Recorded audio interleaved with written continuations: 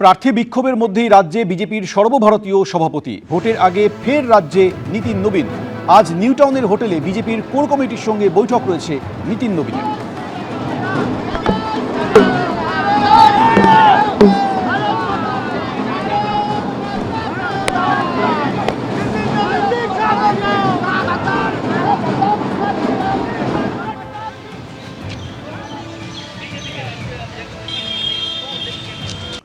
ভোটের আগে রক্তাক্ত রায়দিঘি খুন হয়ে গেলেন বিজেপি কর্মী কিশোর দাস। তাই তিনি খুন হয়ে গিয়েছেন। তিনি বিজেপির বুথ সহ সভাপতি ছিলেন। তার রক্তাক্ত দেহ উদ্ধার হয়। খুনে জড়িত থাকার অভিযোগে ইতিমধ্যেই গ্রেফতার করা হয়েছে নিহতের স্ত্রী এবং এক প্রতিবেশী যুবককে। কথা বলবো আমাদের প্রতিনিধি গৌতম মণ্ডল আমাদের সঙ্গে রয়েছেন। গৌতম, কারা খুন করলো, পুলিশ কি বলছে?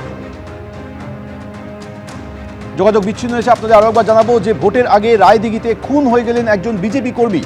নিহত কিশোর দাস বিজেপির বুথ সহ সভাপতি ছিলেন। তার রক্তাক্ত দেহ উদ্ধার হয়। খুনে জড়িত থাকার অভিযোগে ইতিমধ্যে দুজনকে পুলিশ গ্রেপ্তার করেছে। আমাদের সঙ্গে এই মুহূর্তে রয়েছে আমাদের প্রতিনিধি গৌতম মণ্ডল। গৌতম, এই ঘটনা নিয়ে পুলিশ কি বলছে?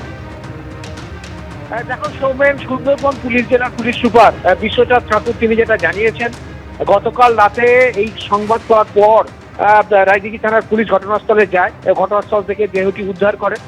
তারপরে এই পরিবারের সাথে কথা বলেন, নিহতের যিনি কিশোর দাসের বাবার সাথে কথা বলেন এবং তার স্ত্রীর সাথে কথা বলেন।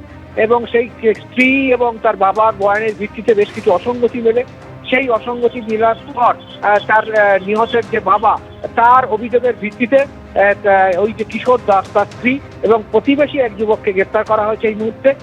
এবং যেটা পুলিশের যেটা প্রাথমিক অনুমান যে বিবাহ বহির্ভূত সম্পর্কের জেরে এই খুন হয়েছে এবং অতীতেও বেশ কয়েকবার এই বিষয়টা নিয়ে, এই সম্পর্ক টানাপোড়েন নিয়ে গ্রামে সালিশি সভা হয়েছে।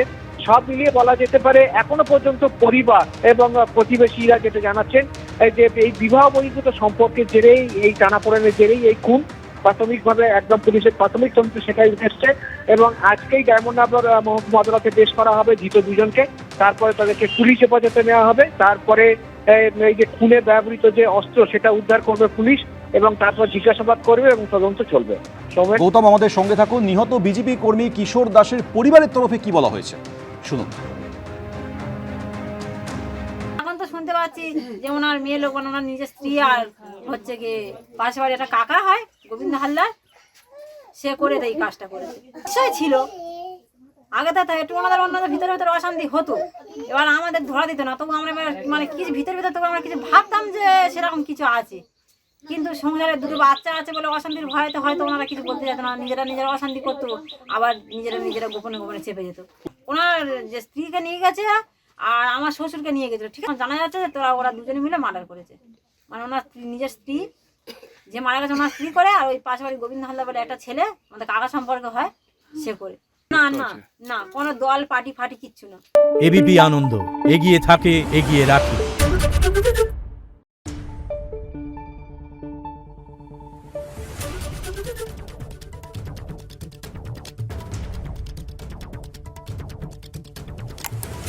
Thank you.